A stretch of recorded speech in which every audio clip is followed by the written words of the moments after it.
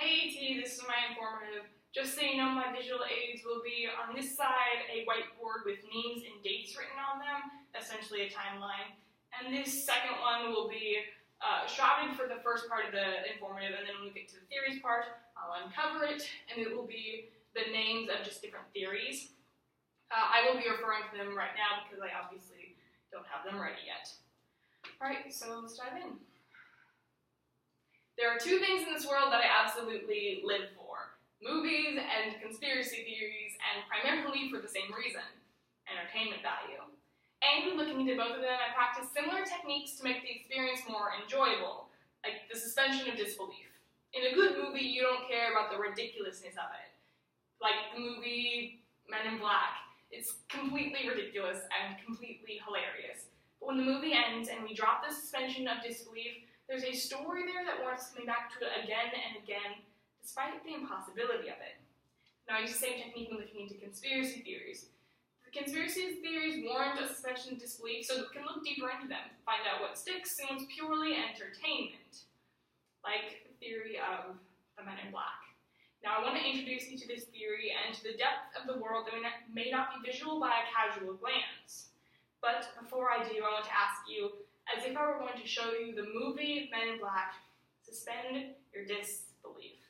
And let's dive headfirst into the phenomenon that inspired the blockbuster hit. But a couple things first. One, just to clarify the theory of the Men in Black. It's the theory that there are men out there who want to silence people talking about UFOs or the unknown. And the second thing is a disclaimer. All the stories I'm about to tell you are true. They're not fabrications I have come up with. These are actual encounters had by actual people. So let's dive in. Starting at the very beginning, April 1952 with Albert Bender. Now, Albert created the first ever notable worldwide network of UFO investigators called the International Flying Saucer Bureau, or the IFSB. Now, Albert had the first ever encounter with the Man in Black. He was in a movie theater one night, and when a man dressed in nice all-black clothes suddenly materialized out of nowhere. Albert, now suddenly struck with dizziness, was forced to close his eyes, and when he reopened them, the man was gone. Strike that. Albert turned around, and the man was behind him. Albert was forced to flee the movie theater. The events kept escalating. Albert would go home to find his files on UFOs to be out of place and touched, which Albert was acutely aware of because of his OCD. He was meticulous about his files. Now, these events kept escalating and escalating. More sightings of Men in Black, more and more things out of his home, until 1953. Albert was forced to close the doors on his beloved IFSB. And that was only the beginning. Encounters with the MIB began popping up all over the country and all over the world. And like around 22 years later, on January 23rd, 1974, the Bruin Mountain Range in North Wales, an event occurred now known as the British Roswell. Rumors started that an alien spacecraft crashed into the mountain ranges one night. The rumors grew that a secret military operation was in to recover the spacecraft and any surviving extraterrestrials, or if there were no survivors, send them to a secret government location. That's the rumors, at least. But since that night, there has been widespread debate over what happened. This debate has sparked several books and a widespread controversy. And in the height of that controversy, two men dressed in all-black suits came to investigate. They fit the profile at the time of genuine Men in Black, keeping mostly to themselves and not speaking to anybody. One man at the air at the time notes, there were two men staying in the local pub. They were staying there, but they never actually came into the pub. They didn't speak to anybody. They definitely kept themselves to themselves. So, up until now, the encounters with the Men in Black have been relatively benign, but that certainly isn't the norm. So what does the norm look like? The year is 2000. A man named Colin Perks has an encounter with Men in Black. Colin is fascinated with all things Arthurian. He wants to find the final resting place of King Arthur. Now, no one else knows the extent of his fascination. He doesn't have much family to speak of, and his colleagues are just not aware of it. So it's odd when a woman one day, dressed in all-black clothing, wants to come and speak to him about it. And when Colin and the woman discuss it, she begins to threaten him, telling him to stop all studies and all things Arthurian, or someone else would come visit him, someone he didn't want to meet. And so, like any good researcher, Colin continued his studies until November.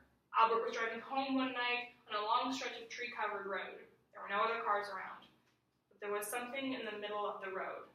It appeared to be a large man, but it wasn't. Whatever this was had pale, nearly translucent skin, scrawny arms and legs. The most horrifying thing were the wings sprouting out of his back, long pointed ears and fangs. Now Colin floored the accelerator, heading straight for it, and it disappeared, as if nothing more than a ghost. And things were normal for about a week, until one night, in the middle of his sleep, Albert was awoken by the monster lunging for him, grabbing at his wrists, telling him, "You were told that I would come." Perks receives a message in his mind telling him to stop studying all things Arthurian. The monster disappears. Colin never sees it again, and he dies 9 years later. So, how do we explain this? How do we explain all of these encounters? Like I said earlier, though, the benign encounters are more easy to explain. And to explain them, I have two main theories. Now, the first theory that is probable is also the least exciting. You remember the first story of Albert Bender? He established the IFSB and had the first ever encounter with Men in Black? Well, there was something I didn't tell you. Albert Bender had epilepsy, specifically Jacksonian epilepsy, which can result in hallucinations. But hallucinations don't explain everything he went through. And it definitely explains some of it, but it doesn't explain all of his files being removed or touched. And it doesn't explain all of his sightings of the Men in Black. And this theory goes deeper than that, though. There's a man in the field named Gray Barker. Gray Barker is an expert on UFOs and has had many encounters with the Men in Black. But Gray Barker is a noted hoaxer, stretching and bending with truth, not telling just the facts. And he's confirmed to not be the only one in the field to do so. But that still doesn't explain everything. Hallucinations can't explain everything away, and hoaxes have to have roots somewhere. So where else can we look? We'll look back to our second story in the Bruin Mountain Ranges of North Wales. There was another thing that I didn't quite tell you. The men dressed in all black suits were from the Institute of Geological Services, just trying to figure out what happened that night. They were just people there trying to figure it out. And other encounters with Men in Black, we now can discredit as just being government agents, thanks to the Freedom of Information Act, taking away some of that mystery. And other encounters can be just explained by being civilian investigators. So that's some of it. Hallucinations, hoaxes, government agents, people from other agencies, civilians. That's definitely some of it. But that definitely isn't all of it. The encounters with the Men in Black that are impossible to explain happen far more frequently. And it's more than just a story with Colin Perks. Stories of Men in Black coming to people's homes, making things disappear before their very eyes. Men in Black drinking bleach and being completely fine, materializing and dematerializing. Those stories of the Men in Black are terrifying to those who experience it and are impossible to explain. Which now leads us here. The suspension of disbelief ends. What sticks and what is purely entertainment.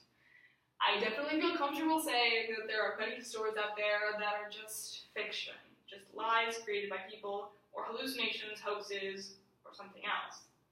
However, I feel comfortable saying that isn't a majority. Stories of the Men in Black and the impossible are too common for it to all be just a lie. And there'll definitely be more research in this area, because there isn't a logical explanation. Not yet, at least. But an expert in the field, Brad Steiger, has said the Men in Black are real, and if you truly devote yourself to pursuing them, one can become in great danger. We're up against something that none of us can understand. So there'll be more research. Maybe one of you will now too. You've caught the bug for the Men in Black. You're fascinated by the mystery and the unexplained surrounding them. But if you do, be careful. A quote from the man who in my mind is the certifiable expert in the field, Nick Redfern. If you do decide to pursue the MIB, and you one day receive that dreaded slow knocking on your door for the sake of For the sake of yourself and those you hold dear to your heart, let it remain locked and firmly unopened. The truth is out there. You just have to look for it. Thank you.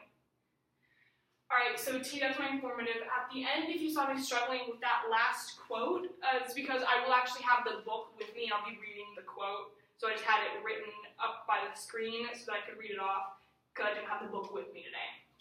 So that's my informative. Thanks so much.